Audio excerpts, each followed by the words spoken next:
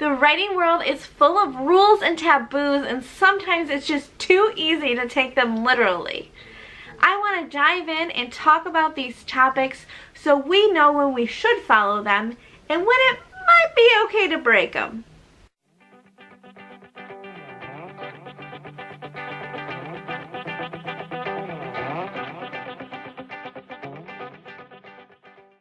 Welcome to Rule Breakers episode 2, the said dilemma.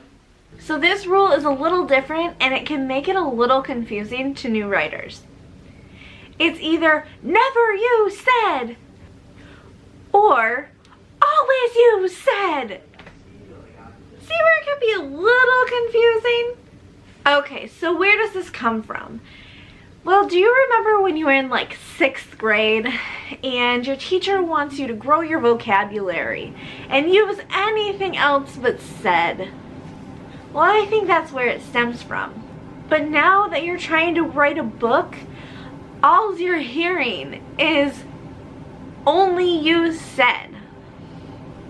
Now I use said, but I really mean said or asked interchangeably. Now I typically err on the side of only use said, but I'll explain really what I mean, and it's not really that, so it is what it is.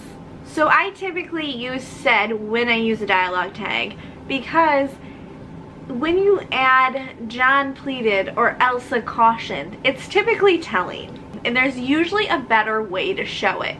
For example, instead of saying John pleaded, you could say, John knew what that look did to me. He knew how to melt his brown eyes just enough. He knew how to play his words until I just gave in. Okay, so I know the second one is a lot longer, but do you see how there's a clear picture of the story than just John pleaded? So if you noticed, I didn't use said in there either. And I do this because inserting an action is always better than adding a tag. However, if you do this after every single line, it's gonna become a lot and your reader's probably going to hate you. That's when I think it's okay to add the occasional John said.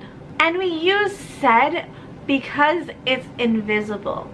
Your reader will just glance over it and not have to stop. Sometimes if you're adding these other tags, they just get in the way and it kind of pulls your reader out of the story. Now I want to emphasize occasional because it's not necessary to use a tag or an action after every single line of dialogue, especially if the conversation is happening between two characters. Your reader is smart. They don't need you to tell them after every line of dialogue who's speaking.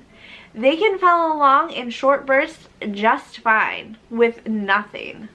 But when I do use dialogue tags, I don't exclusively use said. I do mix it up every once in a while. I think Brandon Sanderson said in maybe one of his Writing Excuses podcasts that he uses a different word 1 in 6 times. So in 6 dialogue tags, he would use one different word, whether that be whispered or responded or whatever. And guys, please, for the love of all things holy, use whispered if your character whispers.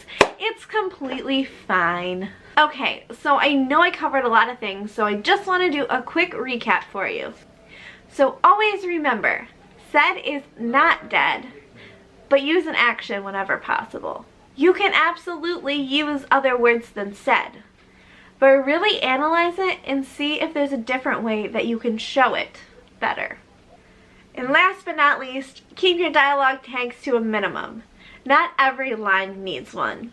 So I know this is kind of a newbie rule, but I hope I really clarified it for you, and I hope that you learned something about the said dilemma. Thank you so much for stopping in today. I post videos 2 to 3 times per week all about books and writing. So if that sounds good to you, I would love it if you would like, comment, and subscribe below. And we'll see you guys next time. Bye!